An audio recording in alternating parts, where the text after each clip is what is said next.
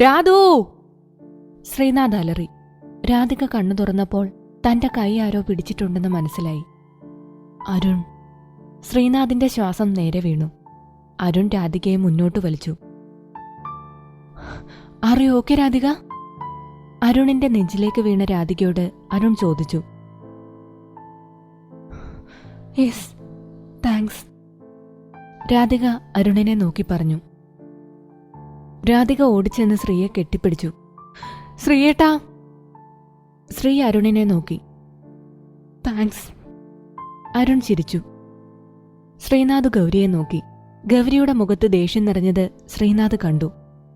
ഗൗരി കാലുകൊണ്ട് നിലത്ത് ആഞ്ഞു ചവിട്ടിയതും കാറ്റാഞ്ഞു വീശി. മരങ്ങൾ ആടി ഉലഞ്ഞു. ഇരുട്ടു പരന്നു. എന്താ ഇത്? ലച്ചു ചുറ്റും നോക്കി. ലച്ചു, ഇങ്ങു വാ. സച്ചിൻ ലച്ചുവിന്റെ കൈ പിടിച്ചു നടന്നു. വന്നേ, നമുക്ക് പോകാം. ആഞ്ഞു വീശുന്ന കാറ്റിൽ പതിയെ എല്ലാവരും കുന്നിറങ്ങാൻ തുടങ്ങി. രാധു, സൂക്ഷിച്ച്. ശ്രീ വീഴാൻ പോയ രാധികയെ പിടിച്ചു. ശ്രീനാഥ് തിരിഞ്ഞു നോക്കി. അപ്പോഴും ഗൗരി കലി പൂണ്ടു നിൽക്കുകയായിരുന്നു.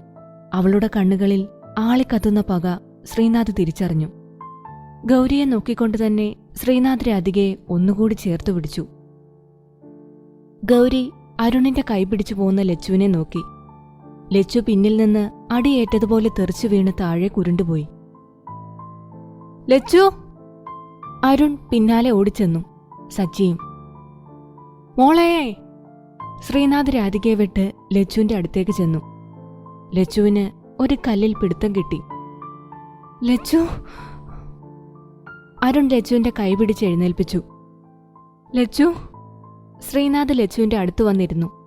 മോളെ, കുഴപ്പമൊന്നുമില്ലല്ലോ? ഇല്ല ഏട്ടാ, ഐ ആം ഓക്കെ. ലച്ചു രാധികയെ നോക്കി.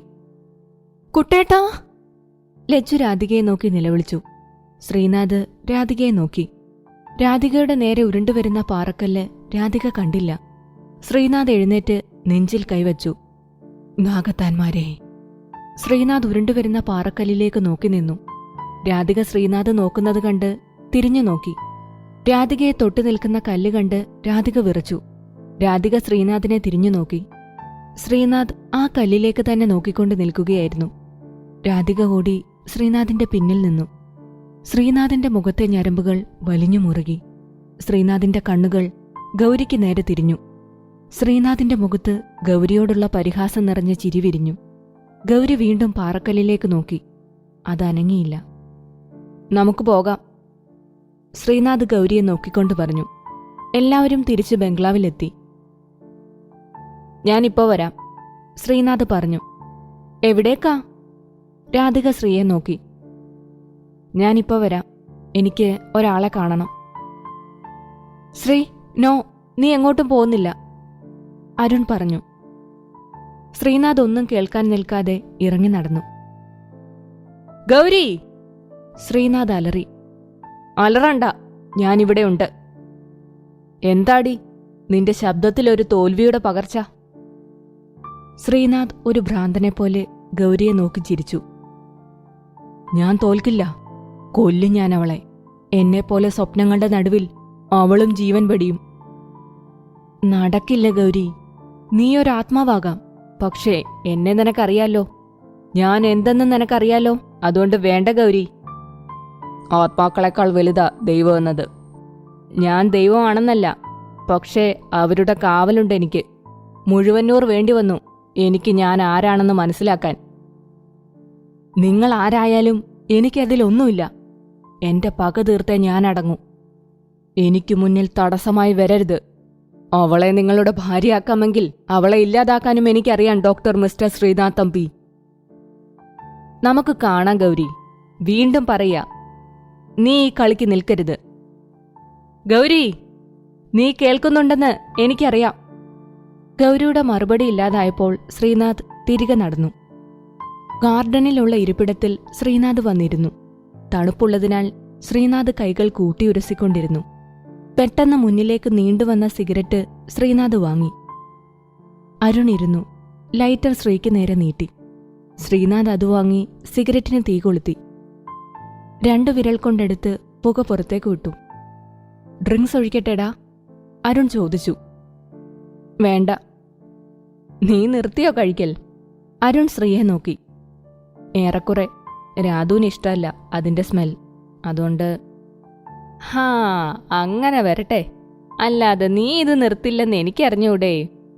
അരുൺ ചിരിച്ചു. ഡ്രിങ്ക്സ്, സ്റ്റഫ്, പിന്നെ എത്രയാണോ ഉണ്ട് കയ്യിൽ. ബട്ട് ഒന്നിനെയും ഒരു വരയ്ക്കപ്പുറം അടുപ്പിക്കില്ല. ബാംഗ്ലൂരിലെ ശ്രീനാഥിനെ എനിക്കറിഞ്ഞൂടെ? എന്നാലോ ഒരാൾക്കും പിടികൊടുക്കൂല. യു സച്ച് എ മിസ്റ്ററി മാൻ. നീ ഇതൊന്നും രാധികയോടോ മനക്കിലുള്ളവരോടോ പറയല്ലേ മോനെ അരുണേ. ഇതൊന്നും ഇല്ലാത്ത ശ്രീനാഥിനെ വിശ്വസിക്കോ നീ? ഇല്ലല്ലോ. എന്നാലുണ്ട്. ഉണ്ടെന്നല്ല, ഉണ്ടായിരുന്നു. ഗൗരിയുള്ളപ്പോ. അവളുടെ മരണമാണ് എന്നെ മാറ്റിയത്. ഒരുപാട് എണ്ണത്തിനെ മെന്റലി ഫ്ലേർട്ട് ചെയ്തിട്ടുണ്ടെങ്കിലും തൊട്ടു നോക്കിയിട്ടില്ല. ഗൗരിയെപ്പോലും. ഇഷ്ടമല്ല. അവളല്ലാത്ത ഒന്നിനെയും എനിക്കിഷ്ടമല്ല. രാധികയെ തൊടാൻ പോലും എനിക്ക് മദ്യത്തിന്റെ സഹായം വേണ്ടിവന്നു. ബട്ട് ഇനിയില്ല. എന്റെ ജീവിതത്തിന്റെ തുടക്കം ഗൗരിയായിരിക്കാം. ബട്ട് ഒടുക്കൻ രാധികയാണ്. രാധിക മാത്രമാണ്. ഗുഡ്. അങ്ങനെയുള്ള നല്ല തീരുമാനങ്ങളെല്ലാം എടുക്ക്, അരുൺ പറഞ്ഞു. അപ്പൊ ബ്രോ, ഗുഡ് നൈറ്റ്. ശ്രീനാഥ് റൂമിലേക്ക് ചെല്ലുമ്പോൾ രാധിക കുളി കഴിഞ്ഞിറങ്ങുകയായിരുന്നു. കഴിഞ്ഞോ? ശേ, ഞാൻ വൈകി. ശ്രീനാഥ് മുഖം വീർപ്പിച്ച് നിന്നു. നന്നായി. അവിടെ എവിടെയും പോയിരുന്നിട്ടല്ലേ? രാധിക ബാത്ത് ടവൽ ശ്രീനാഥിന് നേരെ എറിഞ്ഞുകൊടുത്തു. പോ, കുളിച്ചിട്ട് വാ. വേഗം വരാം. ശ്രീനാഥ് ബാത്റൂമിലേക്ക് കയറി. ശ്രീനാഥ് ബാത്റൂമിൽ നിന്നിറങ്ങുമ്പോൾ രാധിക തലമുടി തോർത്തിക്കൊണ്ട് നിൽക്കുകയായിരുന്നു. കഴിഞ്ഞോ കുളി? രാധിക ശ്രീയെ നോക്കി. യെസ്. ശ്രീനാഥ് രാധികയുടെ അടുത്തേക്ക് ചെന്നു. എന്റെ പെണ്ണേ, നിനക്ക് ഏറ്റവും ചേർച്ച ഈ സാരിയാണ് കേട്ടോ. ശ്രീനാഥ് രണ്ടു കൈയും രാധികയുടെ ഇടുപ്പിൽ വെച്ചു. രാധികയെ തന്നിലേക്ക് വലിച്ചടുപ്പിച്ച് രാധികയുടെ കഴുത്തിൽ ചുണ്ടുകൾ അമർത്തി.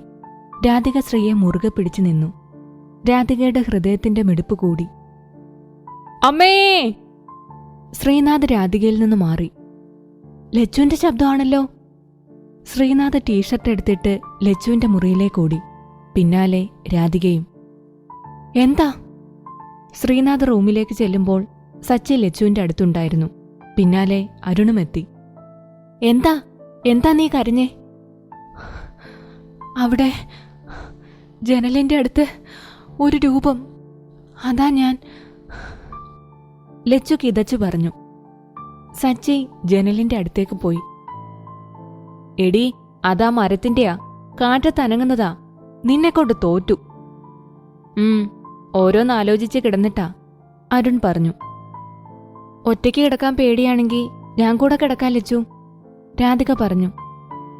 വേണ്ട ഏട്ടത്തി, ഏട്ടത്തി പോയി കിടന്നോ. അത് നിഴലല്ലേ. എനിക്ക് പേടിയില്ല. പെട്ടെന്ന് കണ്ടപ്പോ പേടിച്ചതാ. എന്നാ ശരി. എല്ലാവരും റൂമിലേക്ക് പോയി. ശ്രീയുടെ ഫോൺ റിങ് ചെയ്തു. നീ റൂമിലേക്ക് നടന്നോ രാധു? ഞാനിപ്പോ വരാം. രാധിക റൂമിലേക്ക് നടന്നു. എന്താച്ചാ? ശ്രീനാഥ് ഫോൺ ചെവിയോട് ചേർത്ത് വെച്ചു. അറിയാച്ചാ. ആ, അതേപോലെ ചെയ്തോളാം ഞാൻ. രാധിക കട്ടിലിൽ ശ്രീനാഥിനെയും കാത്തിരിക്കുകയായിരുന്നു. മുഷിഞ്ഞോ രാധു? ശ്രീനാഥ് അകത്തേക്ക് വന്നു. ഏയ് ഇല്ല. കിടക്കാൻ നമുക്ക്. ശ്രീനാഥ് രാധികയുടെ കവിളിൽ കൈവച്ചു. രാധിക പെട്ടെന്ന് മുഖം മാറ്റി. എന്താ രാധു? ഏയ് ഒന്നുമില്ല. പെട്ടെന്ന് എന്തോ പോലെ തോന്നി. അങ്ങനെയൊന്നും തോന്നണ്ട. ശ്രീനാഥ് രാധികയെ കെട്ടിപ്പിടിച്ചു. വീട് ശ്രീയേട്ടാ, വേണ്ട. എന്താ രാധു? ഞാൻ തൊടുന്നത് ഇഷ്ടമല്ലേ നിനക്ക്? അതല്ല, ശ്രീയേട്ടൻ തൊടുമ്പോ എന്തോ പോലെ ഒരു അൺകംഫർട്ടബിൾ ഫീൽ ചെയ്യാ. അത് ഞാൻ മാറ്റിത്തരാം. ശ്രീനാഥ് രാധികയുടെ മുഖത്തിനടുത്തേക്ക് മുഖം കൊണ്ടുപോയപ്പോഴാണ് വാതിലിൽ ആരോ തട്ടുന്നത് കേട്ടത്. ഛേ! ശ്രീനാഥ് വാതിലിലേക്ക് നോക്കി. ഞാൻ നോക്കാം ശ്രീയേട്ടാ. രാധിക വാതിൽ തുറന്നതും മുന്നിൽ നിൽക്കുന്ന ആളെ കണ്ടു ഞെട്ടി. രാധിക തിരിഞ്ഞ് ശ്രീനാഥിനെ നോക്കി. നീ എന്താ രാധു ഇങ്ങനെ നോക്കുന്നേ? ശ്രീനാഥ് അകത്തേക്ക് കടന്നതും രാധികയുടെ പിന്നിൽ നിൽക്കുന്ന തന്റെ രൂപത്തെ കണ്ടു നടുങ്ങി. രാധിക രണ്ടാളെയും മാറി മാറി നോക്കി. രാധു! അകത്തേക്ക് വന്ന ശ്രീനാഥ് രാധികയുടെ കൈ പിടിച്ചു. ഇതാരാ? രാധിക ശ്രീയുടെ കയ്യിലേക്ക് നോക്കി. അറിയില്ല ശ്രീയേട്ടാ. രാധിക ശ്രീയുടെ അടുത്തേക്ക് നീങ്ങി നിന്നു. രാധു, ഞാനാണ് നിന്റെ ശ്രീയേട്ടൻ. അല്ല, നിങ്ങളല്ല, ഇതാണ് എന്റെ ശ്രീയേട്ടൻ. രാധികേ, ഞാനാണ് നിന്റെ ശ്രീയേട്ടൻ. അകത്തുണ്ടായിരുന്ന ശ്രീനാഥ് രാധികയുടെ കൈ പിടിച്ചു. വിടെന്നെ, നിങ്ങളല്ല. രാധിക ശ്രീനാഥിനെ കെട്ടിപ്പിടിച്ചു. ഇതാണ് എന്റെ ശ്രീയേട്ടൻ. എന്റെ ശ്രീയേട്ടനെ എനിക്ക് മനസ്സിലാകും. ശ്രീനാഥ് മുൻപിൽ നിൽക്കുന്ന തന്റെ രൂപത്തിലേക്ക് നോക്കി. ശ്രീനാഥ് നോക്കി നിൽക്കെ ആ രൂപം മാഞ്ഞുപോയി. രാധു, ശ്രീനാഥ് വിളിച്ചു. രാധിക ശ്രീയെ നോക്കി, പിന്നീട് തിരിഞ്ഞു നോക്കി. അതെവിടെ? രാധിക ശ്രീയെ നോക്കി. പോയി. ഇതെന്താ ശ്രീയേട്ടാ ഇങ്ങനെ? എനിക്കൊന്നും മനസ്സിലാവുന്നില്ല. ഇതെന്തൊക്കെയാ നടക്കുന്നേ? രണ്ടു ശ്രീനാഥ്. ശ്രീനാഥ് അതിന് ഉത്തരം നൽകിയില്ല. അല്ല, നിനക്കെങ്ങനെ ഞാനാണ് ശ്രീനാഥ് എന്ന് മനസ്സിലായേ? ശ്രീയേട്ടന്റെ സ്പർശനം എനിക്ക് മനസ്സിലാകും. അങ്ങനെ അയാൾ എന്റെ കൈ പിടിച്ചപ്പോ വേറെ പോലെ, ബട്ട് ശ്രീയേട്ടൻ തൊടുന്നത് എനിക്കറിയാം. അങ്ങനെ മനസ്സിലായി. ശ്രീനാഥ് ചിരിച്ചു. വാ കിടക്കാം. ഒന്ന് റൊമാൻറ്റിക് ആവാൻ പോലും പറ്റാതെയായി. അപ്പൊ എന്തെങ്കിലും കയറി വരും. എന്നാ ഇതൊക്കെ അവസാനിപ്പിച്ച് സമാധാനത്തോടെ ജീവിക്കാൻ പറ്റുന്നത്? ഞാൻ കാരണമല്ലേ ശ്രീയേട്ടൻ ഈ ബുദ്ധിമുട്ടെല്ലാം? എന്നെ വിവാഹം കഴിക്കേണ്ടിയിരുന്നില്ല എന്ന് തോന്നുന്നുണ്ടോ? ഉണ്ടെങ്കിൽ പറയണം. ഇനി നീയും തുടങ്ങിയോ? എടി പെണ്ണേ, നീ എന്റെ ജീവിതത്തിലേക്ക് ആരുണ്ടായാലും കടന്നുവരും, ഗൗരി മരിച്ചില്ലെങ്കിൽ പോലും. കാരണം എനിക്ക് വേണ്ടി ജനിച്ചവൾ നീയാണ്. നമ്മൾ ആദ്യം കണ്ടത് ഓർമ്മയുണ്ടോ നിനക്ക്? എന്റെ കാറിൽ വന്നിടിച്ചതും നീയും ഞാനും ഒരു രാത്രി ഒപ്പം ഒരു വീട്ടിൽ കഴിഞ്ഞതുമെല്ലാം. നമ്മൾ കണ്ടുമുട്ടേണ്ട ടൈമായി. അതുകൊണ്ടാ അന്ന് അതൊക്കെ ഉണ്ടായത്. അല്ലെങ്കിൽ ഗൗരി മാത്രം മതിയെന്ന് കരുതി ജീവിച്ചിരുന്ന എന്നെ നീ സ്നേഹിക്കോ? ഞാൻ നിന്നെ ഇഷ്ടപ്പെടുവോ? നമ്മൾ വിവാഹം കഴിക്കോ? അതാണ് പെണ്ണെ ഞാൻ പറഞ്ഞേ. കാളിയാർമനയിലെ ആയില്യങ്കാരന് ഭാര്യയായി വരുന്ന പെണ്ണ് ആരാണെന്ന് അവന്റെ വിവാഹസമയം എത്തുമ്പോൾ തെളിയും. തെളിഞ്ഞല്ലോ നീയാണെന്ന്. എങ്ങനെ? അതൊക്കെയുണ്ട്. പറയേ ശ്രീയേട്ടാ, പ്ലീസ്. അറിയാനുള്ള ക്യൂരിയോസിറ്റി ഉണ്ടല്ലേ?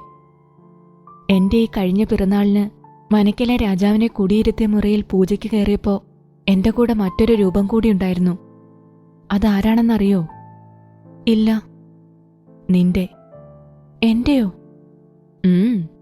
എന്റെ ഒപ്പം അന്ന് നാഗങ്ങളെ പൂജിക്കാൻ നീയും ഉണ്ടായിരുന്നു. പൂജ കഴിഞ്ഞ് എല്ലാവർക്കും ദർശനം നൽകാൻ നാഗങ്ങൾ പുറത്തു വന്നപ്പോ എന്റെ നെറ്റിയിൽ കുറി വരച്ചു നാഗം. എന്തിനാന്നറിയോ? ഇല്ല. രാധിക അത്ഭുതത്തോടെ ശ്രീയെ നോക്കി. അടുത്ത വർഷം പൂജ ചെയ്യാൻ നീയും കൂടെ വേണമെന്നതിന് ലക്ഷണം കാണിച്ചു തന്നതാ. നീയും എന്റെ ഒപ്പം ആ മുറിയിലേക്ക് കയറേണ്ടി വരും. എനിക്ക് പേടിയാ, രാധിക പറഞ്ഞു. എന്തിന്? ഞാനല്ലേ കൂടെ. അവരൊന്നും ചെയ്യില്ല. കാരണം അവർക്ക് നീ അത്ര വേണ്ടപ്പെട്ട ആളാണ്. അവിടെ കുടിയിരുത്തിയിരിക്കുന്ന നാഗരാജാവിന്റെ പ്രതിരൂപമാണ് ഓരോ ആയില്യ നക്ഷത്രക്കാരനും എന്നാണ് എനിക്ക് മുഴുവന്നൂർ പറഞ്ഞു തന്നത്. അതായത് ഞാനൊരു നാഗമാണ്, ഒറിജിനൽ സർപ്പന്റ്. ശ്രീനാഥ് രാധികയെ നോക്കി ചിരിച്ചു. അയ്യോ. രാധിക പിന്നോട്ട് മാറി. ശ്രീനാഥ് ചിരിച്ചു. പേടിച്ചോ? എന്റെ പെണ്ണേ, അങ്ങനൊന്നുമില്ല. നിനക്ക് എപ്പോഴെങ്കിലും തോന്നിയിട്ടുണ്ടോ അങ്ങനെ? ഇടയ്ക്ക് തോന്നും ശ്രീയേട്ടനൊരു മനുഷ്യനല്ലെന്ന്. ചില നേരത്തെ നോട്ടവും ഭാവവും എല്ലാം, സംസാരിക്കുന്നത് പോലും. ശരിക്കും പറഞ്ഞാ നിങ്ങൾ മനുഷ്യനാണോ? അല്ലടി ഞാൻ. വേണ്ട പെണ്ണേ, ഞാൻ മനുഷ്യൻ തന്നെയാ. എല്ലും മജ്ജയും മാംസവും രക്തവുമുള്ള മനുഷ്യൻ. എല്ലാ വികാരങ്ങളുമുള്ള മനുഷ്യൻ. അങ്ങനെ എല്ലാ വികാരങ്ങളൊന്നുമില്ല. ഞാൻ പറയട്ടെ, എനിക്കറിയാവുന്ന ശ്രീയേട്ടൻ എങ്ങനെയാണെന്ന്. പറയേ, കേൾക്കട്ടെ. ശ്രീനാഥ് രാധികയെ പിടിച്ച് മടിയിലിരുത്തി കെട്ടിപ്പിടിച്ച് കഥ കേൾക്കാൻ തയ്യാറായിരുന്നു. ഞാനൊഴികെ എല്ലാ പെൺകുട്ടികളെയും റെസ്പെക്റ്റ് ചെയ്യും, കെയർ ചെയ്യും. ദേഷ്യക്കാരനാണ്, അതേപോലെ ക്യൂട്ടാണ്, ഭയങ്കര അട്രാക്റ്റീവാണ്. ബിയർ കുടിക്കുന്നതൊഴികെ യാതൊരു ദുശീലവുമില്ല. ഇതൊക്കെ നേരെ തിരിച്ചാണ് ഞാൻ. രാധിക ശ്രീനാഥിനെ നോക്കി. ഏയ്, കള്ളം പറയരുത്. നോ യാർ, ഇറ്റ്സ് ട്രൂ. ഞാൻ ഭാര്യ ഒഴികെ ബാക്കിയുള്ള സ്ത്രീകളെ അമ്മയുടെ സ്ഥാനത്ത് കാണാൻ ശ്രീരാമനല്ല. വിവാഹം കഴിഞ്ഞ ഭർത്താവ് ഒഴികെ മറ്റൊരു പുരുഷനെ നോക്കാതെ ഇരിക്കാൻ നീ സീതാദേവിയുമല്ല. ആക്ച്വലി എന്നെ കാണിക്കാൻ നീ കാശിയുടെ അടുത്ത് ഇടപഴകുമ്പോൾ ഇടയ്ക്ക് നിനക്ക് തന്നെ തോന്നിയിട്ടില്ലേ കാശി മതിയായിരുന്നു, ശ്രീനാഥ് വേണ്ടായിരുന്നു എന്ന്? ഇല്ലെന്ന് പറയണ്ട, തോന്നും. തോന്നിയില്ലെങ്കിൽ നിനക്കെന്തോ പ്രശ്നമുണ്ടെന്ന് വേണം അനുമാനിക്കാൻ. ഒരിടത്ത് അവഗണിക്കുന്ന ഭർത്താവ്, മറ്റേടത്ത് സ്നേഹിക്കുന്ന മുറിച്ചെറുക്കൻ. ശ്രീയേട്ടാ, ഞാൻ അങ്ങനെയൊന്നുമില്ല. എടോ, ഞാൻ തന്നെ കുറ്റപ്പെടുത്തിയതല്ല. ഇതൊക്കെ സഹജമാണ്. തോന്നിപ്പോവും കുട്ടി. മനസ്സെന്നാൽ ഒന്നിൽ അള്ളിപ്പിടിച്ച് നിൽക്കുന്ന ഒന്നല്ല. മരണം വരെ ഒരുമിച്ച് ജീവിക്കുന്നത് ലവ്, ഫെയ്ത്ത്, സെക്സ് എന്നതിലുപരി ഫിയറാണ്. സൊസൈറ്റിയോടുള്ള ഫിയർ, ഫാമിലിയോടുള്ള കമ്മിറ്റ്മെന്റ്സ്. നീ മുംബൈയിലല്ലേ ജീവിച്ചേ? നിനക്ക് ഞാൻ ഇതൊക്കെ പറഞ്ഞു തരേണ്ട ആവശ്യമില്ലല്ലോ. എന്നുവെച്ച് ഞാനിതൊക്കെ പറയുന്നത് ഞാൻ നിന്നെ വിട്ട് വേറൊരുത്തിയുടെ പിന്നാലെ പോകുമെന്നല്ല. ഒരാളെയും മറ്റൊരാൾക്ക് പൂർണ്ണമായി മനസ്സിലാക്കാൻ കഴിയില്ല. ചിലർ പറയാറില്ലേ, എന്നേക്കാൾ നന്നായി അവർക്കല്ലെങ്കിൽ അവനറിയുമെന്നൊക്കെ. നല്ല അസല് കള്ളമാണത്. ഇല്ല, അറിയില്ല. അവനവന് തന്നെ അവനവനെ മനസ്സിലാകൂ. നമ്മൾക്ക് മനസ്സിലാകും ബാഹ്യമായി ചെയ്യുന്നതെന്തും. എന്നാൽ ആന്തരികമായി ചിന്തിക്കുന്നത് അവനവന് തന്നെ അറിയൂ. നിങ്ങൾ മെഡിസിൻ അല്ല എടുക്കേണ്ടിയിരുന്നത്, ഫിലോസഫിയാണ് എടുക്കേണ്ടത്. ഇത് ഫിലോസഫി ഒന്നും അല്ല കുട്ടിയെ. ഇതൊക്കെ ചിന്തിക്കാൻ ഫിലോസഫി പഠിക്കാൻ വേണ്ട. ഞാനൊരു ദുശീലവും ഇല്ലാത്തവനല്ല. ഞാൻ നല്ല രീതിയിൽ മദ്യപിക്കും. വിസ്കി, വോഡ്ക, സ്കോച്ച്, അങ്ങനെ എല്ലാതും. പിന്നെ സിഗരറ്റ് വലിക്കും. സ്ഥിരമല്ല, വല്ലപ്പോഴും തോന്നിയാൽ മാത്രം. പിന്നെ ഡ്രഗ്സ്. ഡ്രഗ്സോ? രാധിക ശ്രീനാഥിനെ വിശ്വാസം വരാതെ നോക്കി. ഒന്നോ രണ്ടോ തവണ. അതെന്തെന്നറിയാൻ. നീ പറഞ്ഞ പോലെ ഒരു ക്യൂരിയോസിറ്റിക്ക് വേണ്ടി.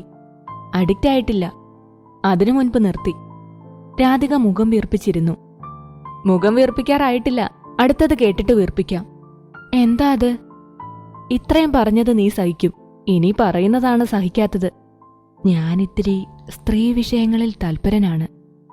രാധിക ശ്രീയുടെ മടിയിൽ നിന്ന് എഴുന്നേറ്റു. രാധു, നീ ഇവിടെ ഇരിക്കേ, ഞാൻ പറയട്ടെ. വേണ്ട, എനിക്കൊന്നും കേൾക്കണ്ട, മതി പറഞ്ഞത്. രാധു പ്ലീസ്, ഞാൻ പറയുന്നത് കേൾക്ക്. വേണ്ടെന്ന് പറഞ്ഞില്ലേ? രാധിക കരഞ്ഞുകൊണ്ട് മുറിയിൽ നിന്നിറങ്ങിപ്പോയി. രാധു, എനിക്ക് എന്തിന്റെ കേടായിരുന്നു ഭഗവാനെ. ഇനി ഇതിനെ പറഞ്ഞ് മനസ്സിലാക്കാൻ എന്താ ചെയ്യുക? ശ്രീനാഥ് രാധികയുടെ പിന്നാലെ ചെന്നു. രാധിക കരഞ്ഞുകൊണ്ട് ഗാർഡനിൽ പോയിരുന്നു. രാധു. ശ്രീനാഥ് രാധികയുടെ അടുത്തു വന്ന് മടിയിൽ തലവെച്ച് കിടന്നു. എഴുന്നേക്ക്, എന്നോട് മിണ്ടണ്ട, എനിക്ക് കാണണ്ട നിങ്ങളെ. ശെടാ, ഇതാണ് ഒന്നും ഭാര്യമാരോട് തുറന്നു പറയരുതെന്ന് പറയുന്നതല്ലേ? ഇപ്പോഴല്ലേ മനസ്സിലായേ?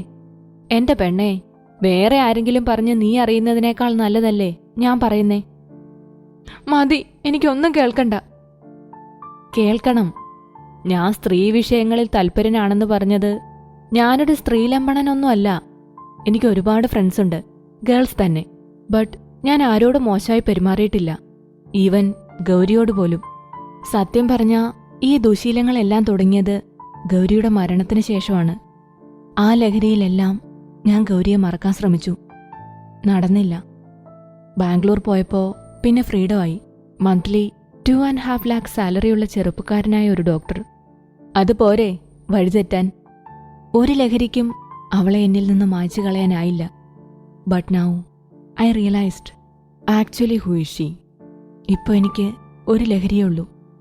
That's my wife. അവളുടെ ഒപ്പമുള്ള ഈ നിമിഷങ്ങളിൽ ഞാൻ ഗൗരിയെ മറന്നുപോവാ ശരിക്കും. ശ്രീനാഥ് രാധികയെ നോക്കി. ഇനി ആ ശീലങ്ങളൊന്നും നമുക്ക് വേണ്ട, രാധിക സങ്കടത്തോടെ പറഞ്ഞു. വേണ്ട. നിനക്കിഷ്ടമില്ലാത്തത് ഞാൻ ചെയ്യുന്നില്ല, പോരെ? ബട്ട് വല്ലപ്പോഴും ഒരു പെഗൊക്കെ അടിക്കാൻ സമ്മതിക്കണം. രാധിക മൂളി. പിന്നെ കുറച്ച് കാര്യങ്ങൾ എനിക്ക് നിന്നോട് പറയാനുണ്ട്. സീരിയസ് ആണ്. എന്താ ശ്രീയേട്ടാ? രാധു, നീ ഏത് നിമിഷവും കൊല്ലപ്പെടും. ശ്രീയേട്ടാ. രാധിക ശ്രീയുടെ കൈ പിടിച്ചു. എനിക്ക് മരിക്കണ്ട. ഇല്ല, ഞാൻ അതിന് സമ്മതിക്കുമോ? ഞാൻ നിനക്ക് സ്വയം ഒരു അവയർനെസ് ഉണ്ടാക്കാൻ പറഞ്ഞതാ, പേടിപ്പിക്കാനല്ല. നിന്നെ അങ്ങനെ മരണത്തിന് ഞാൻ വിട്ടുകൊടുക്കില്ല. ഒരുപാട് കടമ്പകൾ ഒരുമിച്ച് കടക്കാനുണ്ട് നമുക്ക്. അതിനാദ്യം ഗൗരിയെ ഈ ഭൂമിയിൽ നിന്ന് അവരുടേതായ ലോകത്തേക്ക് പറഞ്ഞയക്കണം. സാധ്യമല്ല എങ്കിൽ കൂടി അത് സാധ്യമാക്കണം. അതിന് നിന്റെ അച്ഛനും എൻ്റെ അച്ഛനും മുഴുവന്നൂർ തിരുമേനിയും എല്ലാം കൂടി റെഡിയാക്കിക്കൊണ്ടിരിക്കുക. എൻ്റെ അച്ഛനോ? രാധിക ചോദിച്ചു. നിന്റെ അച്ഛൻ നീ വിചാരിക്കുന്ന ആളൊന്നുമല്ല മോളെ. എൻ്റെ അമ്മായിയച്ഛന് മകളെക്കാൾ ഇഷ്ടം മരുമകനോടാ. നമ്മുടെ വിവാഹത്തിന് മുമ്പ് നിന്റെ അച്ഛൻ എന്നെ കാണാൻ വന്നിരുന്നു. പിന്നൊരു ദിവസം നിന്റെ അപ്പയും. എന്തിന്? അതൊക്കെയുണ്ട്, അതൊക്കെ പിന്നാലെ പറയാം. നിന്റെ അപ്പ നിനക്ക് നല്ല സപ്പോർട്ടാണല്ലേ? അപ്പയ്ക്ക് എൻ്റെ ഇഷ്ടത്തിനൊപ്പം നിൽക്കാനാ ഇഷ്ടം. അതെന്താ? ശ്രീനാഥ് ചോദിച്ചു. അറിയില്ല, ഞാൻ പറഞ്ഞു തരാം. നിന്റെ അപ്പ പണ്ടൊരാളെ സ്നേഹിച്ചിരുന്നു. അതിന് നിന്റെ വീട്ടുകാർ സമ്മതിച്ചില്ല. വേറെ ആളെ കൊണ്ട് കല്യാണം കഴിപ്പിച്ചു വിട്ടു. ആരെ അപ്പ സ്നേഹിച്ചേ? അതാ രസം. നീ എന്നെ സ്നേഹിച്ച പോലെ നിന്റെ അപ്പ സ്നേഹിച്ചത് എൻ്റെ അച്ഛനെയാ. പക്ഷേ ശത്രുത കാരണം അത് നടന്നില്ല. ഞങ്ങൾ ഈ കാളിയാർമാനയിലുള്ള ആണുങ്ങളൊക്കെ അത്രയും ഗ്ലാമറാണോ? അയ്യ, ഗ്ലാമറായിട്ടല്ല. ഞങ്ങൾ വലിയിടത്തെ പെണ്ണുങ്ങളുടെ നല്ല മനസ്സായതുകൊണ്ടാ നിങ്ങൾ പൂത്തുപോവാത്തെ. എന്നാ ആ നല്ല മനസ്സ് ഞാനൊന്ന് കാണട്ടെ. അയ്യടാ, യോ മഴ. രാധിക മുകളിലേക്ക് നോക്കി. വാ പോക, എഴുന്നേക്ക്. നോ, ഈ മഴയത്ത് നമുക്കിങ്ങനെ ഇരിക്കാം. നല്ല രസമല്ലേ? രാധു, നിനക്കെപ്പോഴാ എന്നോട് ഇഷ്ടം തോന്നിയേ? അറിയില്ല. എനിക്ക് ശ്രീയേട്ടനെ ഇഷ്ടമാണെന്ന് മനസ്സിലായത് ഓർമ്മയുണ്ടോ? എന്നെ തല്ലിയിട്ട് സോറി പറഞ്ഞത്. എൻ്റെ പെണ്ണിന് സങ്കടം വന്നു പറഞ്ഞില്ലേ? അപ്പോ ഞാൻ ഒരുപാട് കരഞ്ഞു. അപ്പോഴാ എനിക്ക് മനസ്സിലായത് എൻ്റെ മനസ്സിൽ ശ്രീയേട്ടനുണ്ടെന്ന്. അന്നെനിക്ക് ഒരുപാട് സങ്കടമായി. ശ്രീയേട്ടനോ? എനിക്ക് നീ മരിക്കാൻ നോക്കിയില്ലേ? അപ്പോ നീ എന്നെ ഒരുപാട് സ്നേഹിക്കുന്നുണ്ടെന്ന് മനസ്സിലായി. പിന്നെന്തോ നിന്നെ വേണ്ടെന്ന് വെക്കാൻ തോന്നിയില്ല. നമുക്കുറങ്ങാം ശ്രീയേട്ടാ, നേരം ഒരുപാടായി. ഓക്കെ. ശ്രീനാഥ് എഴുന്നേറ്റു, ഒപ്പം രാധികയും. ഏയ്, എന്താ ശ്രീയേട്ടാ ഇത്? ശ്രീനാഥ് രാധികയെ 2 കൈകളിലും കോരിയെടുത്തു. അങ്ങനെ എൻ്റെ മോൾ ഉറങ്ങണ്ട. ശ്രീ രാധികയെ എടുത്ത് ബംഗ്ലാവിലേക്ക് നടന്നു. നടക്കുന്നതിനിടയിൽ ശ്രീനാഥ് തിരിഞ്ഞു നോക്കിയപ്പോൾ മഴയത്ത് നിൽക്കുന്ന ഗൗരിയെ കണ്ടു. ശ്രീനാഥിന്റെ ചുണ്ടിന്റെ കോണിൽ ഒരു ചെറിയ പരിഹാസച്ചിരി നിറഞ്ഞു നിന്നു. ഗൗരി ദേഷ്യത്തോടെ നോക്കി നിന്നു. രാധികയെ കട്ടിലിലേക്ക് കിടത്തുമ്പോഴും ശ്രീനാഥ് ബംഗ്ലാവിന് പുറത്തു നടക്കുന്ന കോലാഹലങ്ങൾ അറിയുന്നുണ്ടായിരുന്നു. Good morning. കാറിൽ നിന്നിറങ്ങി ബാല എല്ലാവരെയും വിഷ് ചെയ്തു. Good morning Bala. How is your journey? Srinath ചോദിച്ചു. Fine bro. അപ്പോ ഇനി നമുക്ക് സ്ഥലങ്ങൾ കാണാൻ പോവാല്ലേ? അരുൺ ചോദിച്ചു. യെസ്, ഇനി ടൈം കളയണ്ട. എല്ലാവരും പോയി റെഡിയാവ്. സൂപ്പർ. ശ്രീനാഥിനെ കണ്ടപ്പോ രാധിക പറഞ്ഞു. എൻ്റെ അമ്മോ, വല്ല പെൺകുട്ടികളെ അടിച്ചോണ്ട് പോകുമെന്തോ. കുട്ടി നിക്കറ് ഇട്ടോണ്ട് എങ്ങോട്ടാ? അല്ല മോളെ, ജീൻസ് ടീഷർട്ട് ഓക്കെ. ഈ താലിയും സിന്ദൂരം ഒഴിവാക്ക്. കാണുന്നവർക്ക് തോന്നണം നമ്മൾ ലവേഴ്സ് ആണെന്ന്. അത് വേണോ താലി? ഓഹ്, ചീപ്പ് സെന്റിമെന്റ്സ്. എടുത്തു വെക്കടി. ശ്രീനാഥ് പറഞ്ഞു. ഓക്കെ. അല്ല, ആരാ ഇത്? സാരി ഒഴിവാക്കിയപ്പോ കറക്റ്റ് മോഡേൺ ആയല്ലോ. അരുൺ രാധികയെ നോക്കി പറഞ്ഞു. ഡേയ് പോതും. ശ്രീനാഥ് പറഞ്ഞു. ഷോ, നമുക്ക് ലച്ചുണ്ടേ. അരുൺ ലച്ചുവിനെ ചേർത്തു പിടിച്ചു.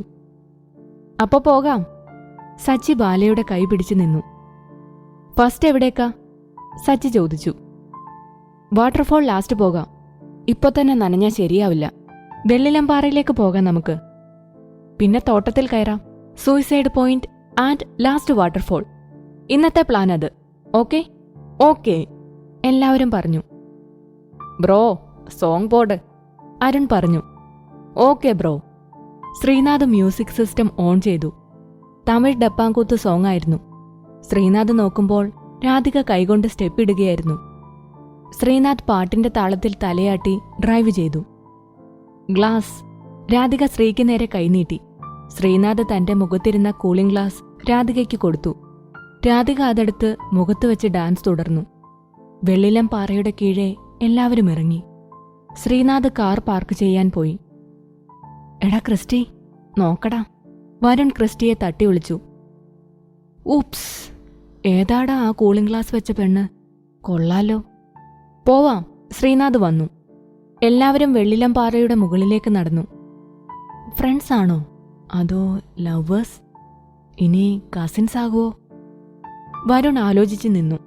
ആരായാലും ഞാൻ അവളെ ഉറപ്പിച്ചു, ക്രിസ്റ്റി പറഞ്ഞു. കൂടെ ആണുങ്ങളുണ്ട് മോനെ. വരുൺ ക്രിസ്റ്റിയെ നോക്കി. പോവാൻ പറ, നമ്മളിതൊക്കെ കുറേ കണ്ടതാ. അവരിവിടെ എവിടെയാണാവോ സ്റ്റേ? കണ്ടെത്തണം. വാ, നമുക്ക് മുകളിലേക്ക് പോകാം. ഹോ, എത്രയുണ്ട് നടക്കാൻ? രാധിക ഒരിടത്തിരുന്നു. നമ്മൾ എത്താറായിടാ. ശ്രീനാഥ് രാധികയുടെ കൈപിടിച്ച് വലിച്ചു നടന്നു. അവനാണ് അവളുടെ ആളെന്ന് തോന്നുന്നു. വരുൺ ക്രിസ്റ്റിയെ നോക്കി. നിനക്ക് നല്ലത് കിട്ടും അവന്റെ കയ്യിന്ന്. അവനെ കണ്ടില്ലേ നീ? ബ്രദറാണെങ്കിലോ? ക്രിസ്റ്റി ചോദിച്ചു. ആണെങ്കിൽ നിനക്ക് നല്ലത്. എനിക്ക് തോന്നുന്നില്ല. അവരുടെ നടപ്പ് കാണുമ്പോ. നീ ഒന്ന് മിണ്ടാതിരിക്കോ? ക്രിസ്റ്റി ചൂടായി. എടാ, ഒരു പെണ്ണിനെ കണ്ടപ്പോ നീ ഇങ്ങനെ എന്നോട് സംസാരിക്കാൻ തുടങ്ങിയോ? ഒരു പെണ്ണല്ല അവൾ. Love at first sight. Varun ഒന്ന് ഇരുത്തി മൂളി. ക്രിസ്റ്റിയും വരുണും അവരെ ഫോളോ ചെയ്ത് നടന്നു. രാധു, ഇങ്ങോട്ട് വാ. ഇവിടെ ഒന്ന് നോക്ക്, അരുൺ വിളിച്ചു. രാധിക അവിടേക്ക് ചെന്നു. അയ്യോ!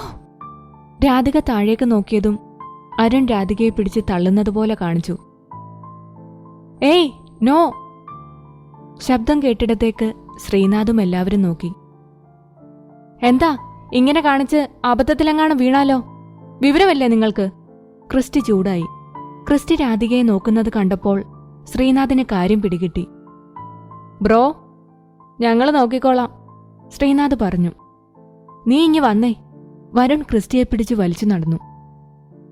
ഏതവന്മാരത്? സച്ചി ചോദിച്ചു. ആവോ, പോവാൻ പറ. ശ്രീനാഥ് അവന്മാരെ നോക്കി. രാധിക, ഞാൻ കളിക്ക്. സോറി.